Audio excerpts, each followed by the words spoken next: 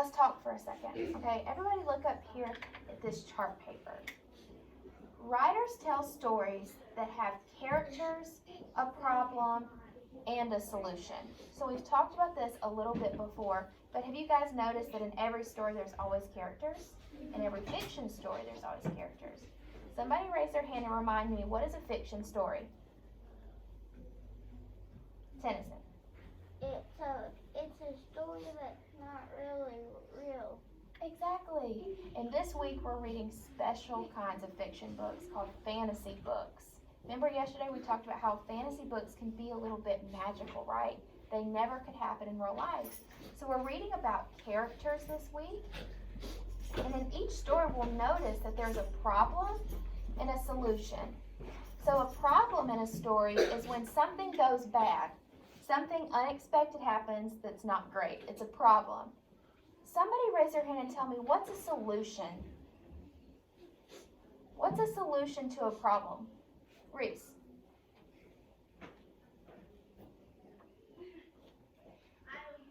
You want to phone a friend to help you? Avery, what's a solution?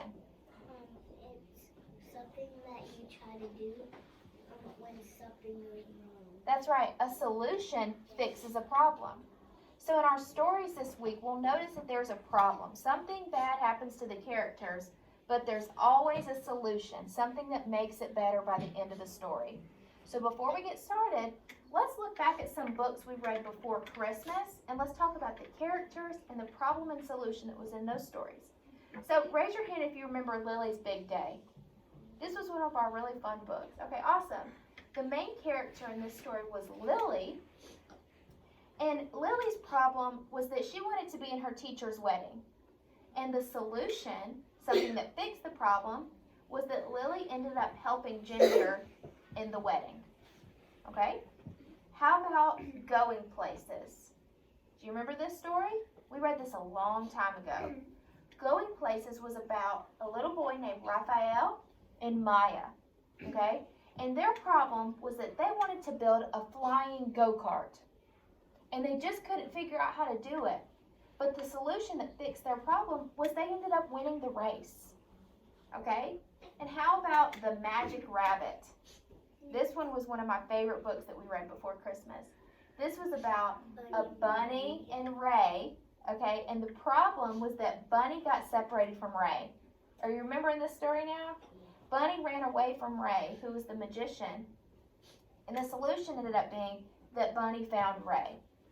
So every story that we're going to read this week has some type of problem, but by the end of the story, the problem is solved with a solution, okay? So as we read today's story, I want you to keep in mind a couple things. Number one, who are the characters that you see throughout the story? Keep your ears open to hear what the problem is and what the solution is in the end that fixes the problem. Sound good? All right. Here's the cover of the story we're going to read. It's called That's Good, That's Bad. Okay? What do you notice on the cover? What do you see? There's a bunch of animals and one kid. Yeah, there's a bunch of animals and one kid. So maybe the characters in this story will be the animals and the little boy. What do you think? Maybe? Okay. So this story is called That's Good, That's Bad. This story begins when a boy visits the zoo. Have you guys ever been to the zoo before? Raise your hand if you've been to the zoo. What kind of animals did you guys see at the zoo? Tennyson, tell me one. I saw birds. Yeah, okay. Charlie, what's an animal you've seen? I saw a giraffe and I got to feed it. You got to feed it. That's one cool part about the zoo, okay? So at the zoo in this story, something surprising happens to this little boy. All eyes up here, guys. Something surprising happens to this little boy. Okay? Do you think something good or bad happens? Bad. You think it's going to be something bad? Not good. I think it's good because you can see on the cover that the animals are chasing the little boy. Uh-huh. And the boy's trying to get away by flying with the balloon. Okay. All right. Let's find out if something good or bad happens in this story. But don't forget, all eyes on me. Mouth's closed. Don't forget to be looking out for who the characters are, what the problem is, and what the solution is that fixes the problem. All right? That's good, Bad by Marjorie Coiler.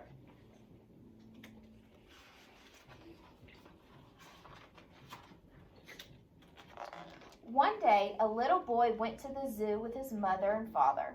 They bought him a shiny red balloon. That's huge. That's the big balloon. It lifted him high up into the sky. Wow. Oh, that's good. No, that's bad.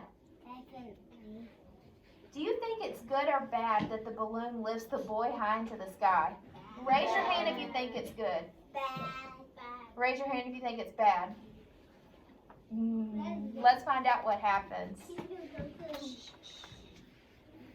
The balloon drifted for miles and miles until it came to a hot, steamy jungle. It broke on the branch of a tall, prickly tree. Pop! Oh, that's bad. No, that's good. I mean, you're probably flying to the sun. The little boy fell into a muddy river. Splat! He climbed up onto a roly-poly hippopotamus and rode to shore. Giddy up! Oh, that's good. No, that's bad. This is a silly story, isn't it? 10 noisy baboons were squabbling in the grass by the river. They chased the little boy up a tree until he was out of breath. Pant, pant. Oh, that's bad. No, that's good. Its face looks. What do you notice in the tree, guys? Somebody raise their hand and tell me what they see in this tree. Reese, what do you see? Snake tail. I see a snake tail. That Ooh. Let's see what happens. The baboons wanted to play vine swing with the little boy. What fun! The little boy grabbed a vine and swung out of their reach. Whee! Oh, that's good. No, that's bad. The vine was a big, scary snake that wiggled and jiggled and hissed. Oh, that's bad. No, that's good. That's bad. Mason? Eyes up here. The little boy lost his grip. Whoops! And landed on the back of a giraffe. Hooray! Oh, that's good. No, that's bad. The giraffe leaned over to drink some swampy water. Glug, glug. The little boy slid down its neck and fell into some quicksand next to an elephant. Slop. Oh, that's bad. No, that's good. That's bad. Why might it be bad that the boy falls into quicksand? Because it would. Quicksand is deep, wet sand. Heavy things sink into quicksand. So why might it be bad that the boy falls into the quicksand? Tennyson? Because whenever something goes in quicksand, Mhm. they sink, and it's hard to get them out. Exactly. It's hard to get something out of quicksand because if you walk on that quicksand, you start to fall into it. It's really And scary. it sticks. But if Yes. you lay down on your back, you can go up. I saw that from doing it in a movie. Okay. All right. Eyes up here, guys. Mouth closed. The elephant grabbed the little boy with its trunk and lifted him up, up, up onto its shoulders. Whoosh. Oh, that's good. No, that's bad. The elephant thumped bumpily along to a grassy plain where it stopped to feed. The little boy climbed down its trunk and woke up a daddy lion snoring in the grass. Zzz. Oh, that's bad. No, that's good. Are you guys wondering what will happen next? It will eat him. Try to eat him. You think it'll be good or bad, Avery? Bad. Bad. All right. When the lion saw the little boy, it purred and licked the little boy's face. Slurp. Oh, that's good. No, that's bad. Mouth closed. The little boy got all wet and sticky. Yuck. And ran deeper into the jungle. It was as dark as night. and the little boy was afraid. He sat down and started to cry. Boo-hoo. Oh, that's bad. No, that's good. That's bad. His tears made such a big puddle that a stork came along to have a drink. Sip. It picked up the little boy with its beak. Wish. Oh, that's good. No, that's bad. What kind of animal is a stork? You guys ever heard of that before? It's a kind of bird that flies. Yeah, it looks like a big bird, doesn't it? Where do you think the stork is taking a little boy? To its nest. To its nest? You think he's taking it home? Okay, Tennyson, what do you think? I think he's taking it to his nest because whenever he saw the little boy, he thought it was at one of his eggs that came out of his nest and rolled all the way to there. Okay, good idea. Let's see where he takes him. The stork flew the little boy across the dark, windy sky. Flap, flap. The little boy thought he would never see his parents again. Sob. Oh, that's bad. No, that's good. That's bad.